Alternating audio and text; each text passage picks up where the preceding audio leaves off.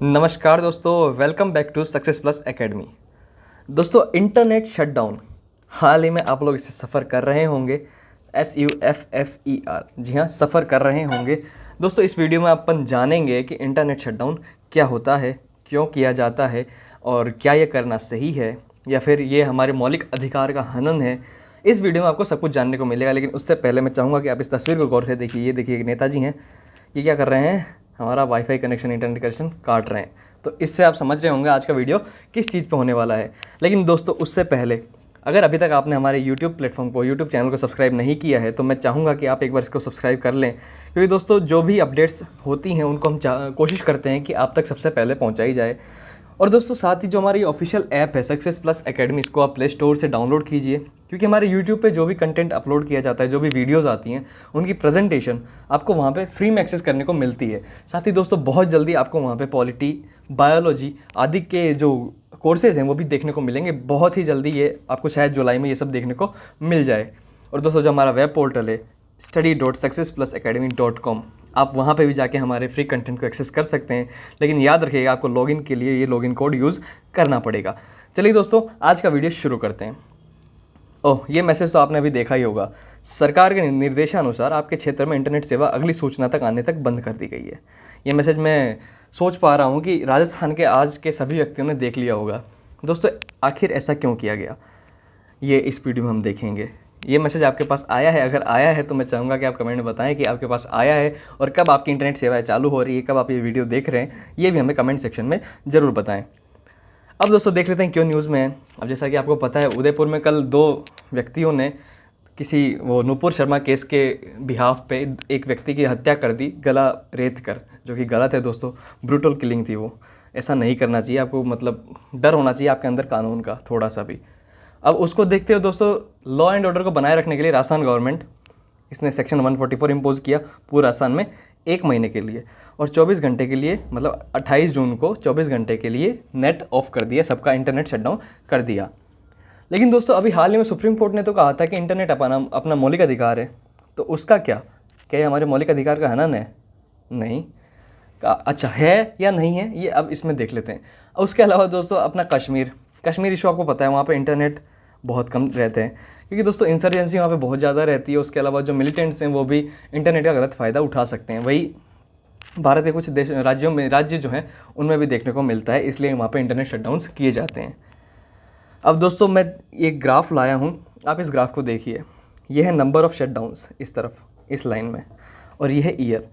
ये इंडिया की बात कर रहे हैं दोस्तों। 2021 में हमने 100 शटडाउन किए, 2020 में 129। दोस्तों, 2020 में हमें $2.4 मिलियन का जो है वो नुकसान हुआ है। लगभग 8,000 घंटे हमने इंटरनेट शटडाउन किया था 2020 में। आप सोच सकते हैं दोस्तों, 8,000 घंटा कितना होता है। इतना हमने, अगर एक तरफ हम बात कर रहे हैं कि हमारी इकॉनमी डिजिटल होगी, हमारी अर्थव्यवस्था जो है पूरी डिजिटल कर देंगे, कैशलेस इकॉनमी बनाएंगे, लेकिन दोस्तों बिना इंटरनेट के अपन कैसे बना सकते हैं? ये सोचने वाली बात है या नहीं है? तो इस पे सरकारों को इंटरनेट बैन करने का जो पैरेलल में कोई तरीका है वो सोचना चाहिए या नहीं सोचना चाहिए, या फिर यही पारंपरिक तरीका अपनाते हुए इंटरनेट बैन करते जाओ, इकॉनमी लॉस में करते जाओ, यही अपनाना चाहिए। फिर दोस्तों, अब देख लेते हैं। अब ये है डेमोक्रेसी विद तानाशाही। ये देखिए, यहाँ पर आपको एकमात्र अच्छी डेमोक्रेटिक कंट्री जो है वो इंडिया ही दिखेगा। ये रशिया, चाइना, इधर आप ये थोड़े से साउथ अफ्रीकन देश देख लीजिए, यहाँ पे ये देख लीजिए दक्षिण अमेरिका में। दोस्तों, जब एक डेमोक्रेटिक कंट्री में इंटरनेट बैन किया जाता है तो वो थोड़ी सी मतलब पचती नहीं है बात, क्योंकि दोस्तों यहाँ पे तो चलो ठीक है, 1 पार्टी सिस्टम है, 1 पार्टी चाइना में सिस्टम है, इधर भी लगभग तानाशाही ही है। तो लेकिन दोस्तों, जब भारत की बात आती है तो भारत तो एक लोकतांत्रिक कंट्री है ना, लोकतांत्रिक देश है। यहाँ पे तो फ्रीडम आपको दी जाती है कि आप बोल सकते हो, आपके पास बहुत सारी फ्रीडम है। हमारे संविधान का जो आर्टिकल 19 है उसने हमें 6 प्रकार की फ्रीडम दे रखी है, वो हमारे मौलिक अधिकार है दोस्तों, उनको हमसे कोई भी छीन नहीं सकता है। दोस्तों, ऐसे देशों में जब भारत का नक्शा हम देखते हैं, भारत का मैप जब देखते हैं कि हाँ इन देशों में ये भी शामिल है, तो हमें गर्व करने के बजाय शर्म करनी चाहिए कि हम इतना नेट बैन क्यों कर रहे हैं। चलिए अब और देख लेते हैं एक चीज़ और। ये दोस्तों 2022 का डेटा है। 2022 में 58 बार अब तक इंटरनेट बैन किया जा चुका है। ये दोस्तों सबसे ज़्यादा जम्मू कश्मीर में। मैं चाहूँगा इसको मैं जूम कर दूँ एक बार। जूम अच्छा ये हो नहीं रहा है, 1 मिनट। अब जो दोस्तों यहाँ पे रीसेंट शटडाउन जो है, ये लेट द नेटवर्क फ्लाई करके एक जो कैंपेन था वहाँ से मैंने ये मैप लिया है। रिसेंट शटडाउन्स में आप देखिए 28 जून को राजस्थान में उदयपुर में कुछ घटना घटती है, उसका इम्पैक्ट दोस्तों एक बाड़मेर में रहने वाला भी सहता है, एक गंगानगर में रहने वाला भी सहता है। दोस्तों अब उदयपुर की घटना का वहाँ पे क्या इम्पैक्ट है? कोई इम्पैक्ट नहीं है ना। अब ये दोस्तों इंडिया का पूरा वो है, डेटा है कि कहाँ पे किस किस राज्य में कब कब नेट बैन हुआ है। 2020 में दोस्तों सबसे ज़्यादा 129, 18 में 134, 21 में 100 बार और 2022 में 58 बार अब तक हम इंटरनेट बैन भारत में कर चुके हैं। सबसे ज़्यादा कहाँ? कश्मीर। चलिए कश्मीर समझ में आता है, वहाँ पे बहुत ज़्यादा मिलिटेंट इशू रहते हैं, वहाँ पे बहुत ज़्यादा इंसर्जेंसी भी रहती है। लेकिन दोस्तों उसके बाद दूसरा नंबर राजस्थान का आता है। ये बात थोड़ी पचने वाली नहीं है ना। हमारे राजस्थान की सरकार ने इंटरनेट बैन का यूज इस तरह किया है ना, मतलब जैसे थाली में रोटियां परोस रहे हैं। हमारे जैसे वो पाहुणा जब ससुराल में खाना खाने आते हैं तो उनको अपन कैसे रोटियां परोस देते जाते हैं, हाँ भाई खाओ, पेट भरे खाओ, ये खाओ। वैसे राजस्थान ने इसका यूज़ किया है।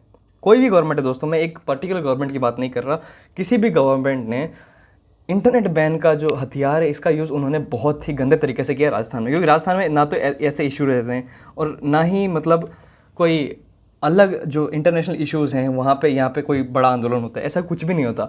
फिर भी दोस्तों राजस्थान दूसरे नंबर पे टॉप कर रहा है। अच्छा, अब ये देख सकते हो राजस्थान ने अभी एक नया लॉ लाया था, mobile internet ban new norm for government exam in Rajasthan. अच्छा, अब राजस्थान में गवर्नमेंट एग्जाम हो रहा है, मान लीजिए SI का एग्ज़ाम है, ठीक है। अब कोई बंदा RS की तैयारी कर रहा है, ठीक है, उसकी ऑनलाइन पढ़ाई है और वो गाँव में रह रहा है, तो उसका तो एक दिन ख़राब कर दिया ना भाई साहब आपने। और मान लीजिए SI का एग्ज़ाम नहीं है, SI का एग्ज़ाम चलो इस बार 3 दिन चला था, कांस्टेबल का लो वो तो 5-6 दिन चलता है।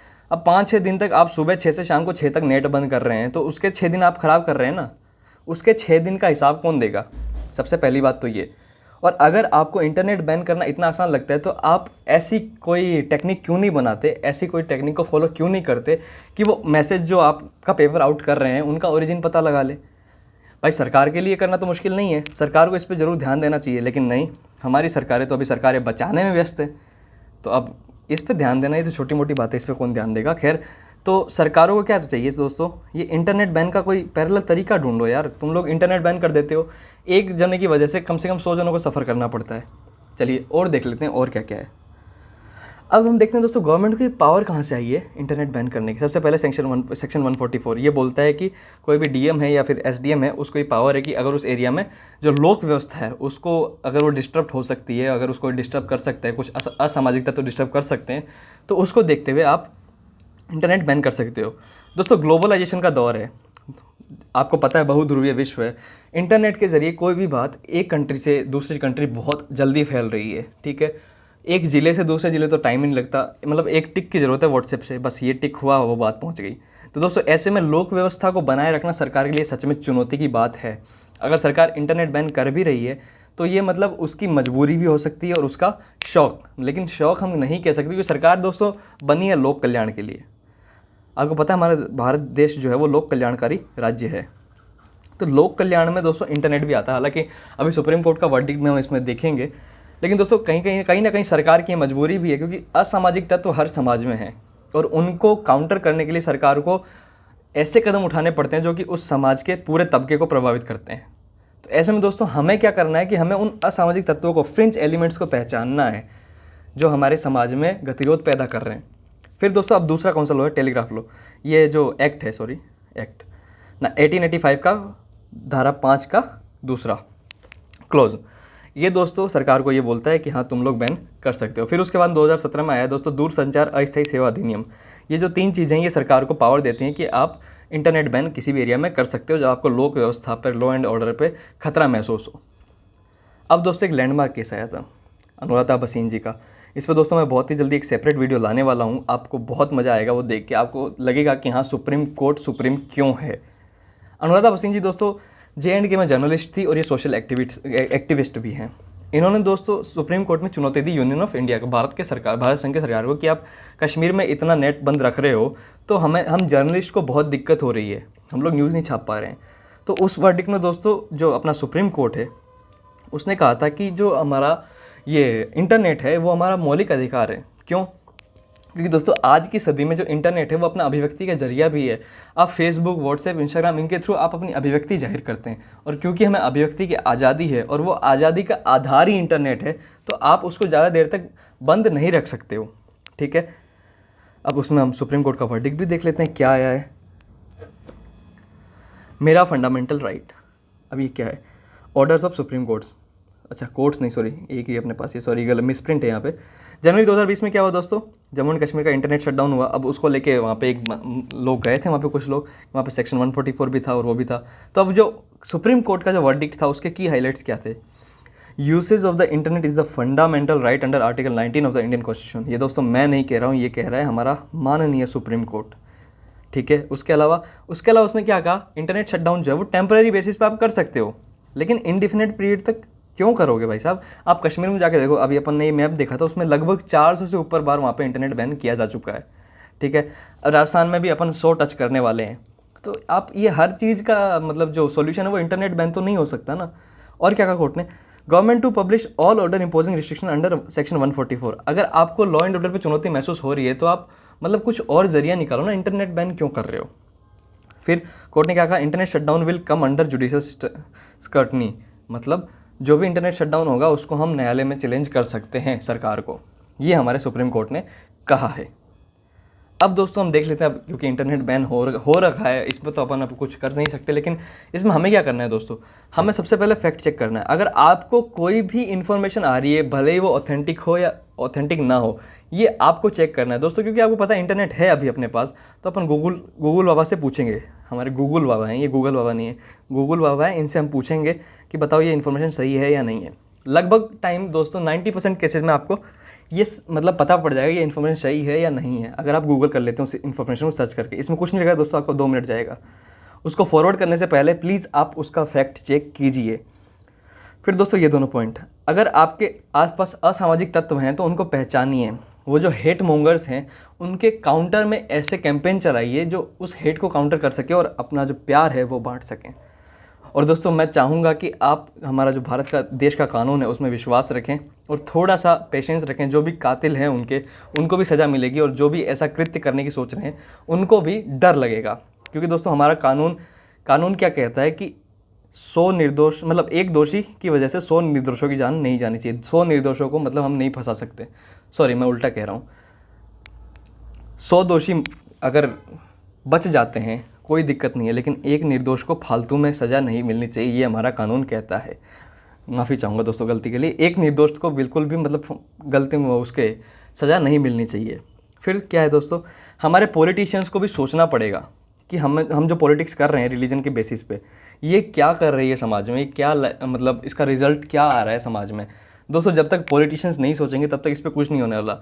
अच्छा आप एक चीज़ ये भी पूछ सकते हैं मेरे से कि जो ये पॉलिटिशियंस हैं चुनाव के टाइम पे भड़काऊ भाषण दे देते हैं, सब लोग पॉलिटिशियंस हो गए, बड़ी बड़ी हस्तियां हो गई, इनके अलावा भी, तो इन पे तो कोई कार्रवाई नहीं होती। अब जैसे कोई छोटा आदमी करता है, कोई कॉमन आदमी कर रहा है और उस पर आप हाथों हाथ कार्रवाई कर देते हो, तो मतलब पुलिस को भी ये सोचना चाहिए कि हम लोग किसी कठपुतली बन के ना रहें, हम लोग आज़ाद होके थोड़ा सा काम करें। जो हेट फैला रहा है उसको हेट मोंगर ही कहा जाए, हेट मोंगर नेताजी नहीं, ठीक है। उसके अलावा दोस्तों ये वोट बैंक की पॉलिटिक्स हमें बॉयकॉट करनी पड़ेगी, बिल्कुल ये करनी पड़ेगी। अगर आप चाहते हैं कि समाज में जो कम्युनल हार्मोनी है वो बनी रहे तो अपने को ये बॉयकॉट करना ही पड़ेगा। अब दोस्तों क्योंकि इंटरनेट बैन हो ही चुका है और उम्मीद करते हैं दोस्तों आज ये इंटरनेट आ जाएगा। अगर आ जाएगा तो आप हमारा वीडियो ज़रूर शेयर कीजिएगा। तो अब जब तक नहीं आता तब तक आप spend time with family and neighbours. दोस्तों आप अपने नेबर्स के साथ में अच्छा बन के रहिए, अपनी फैमिली के साथ में अच्छा बन के रहिए, उनको टाइम दीजिए। क्योंकि इंटरनेट बंद होने का एक पॉजिटिव एस्पेक्ट ये भी है कि आप मोबाइल से दूर रहेंगे तो आप अपनी परिवार के पास में रहेंगे। इसी के साथ दोस्तों मैं धीरज आपसे विदा चाहूँगा। अगर अभी तक आपने हमारे यूट्यूब चैनल को सब्सक्राइब नहीं किया है तो प्लीज़ उसे सब्सक्राइब कीजिए और आप बताइए आप किस टॉपिक पे हमसे जो वीडियो चाहते हैं वो हम बनाएंगे। साथ ही दोस्तों जो हमारा ऑफिशियल ऐप है सक्सेस प्लस एकेडमी, आप इसको प्ले स्टोर से जाके डाउनलोड कीजिए। धन्यवाद।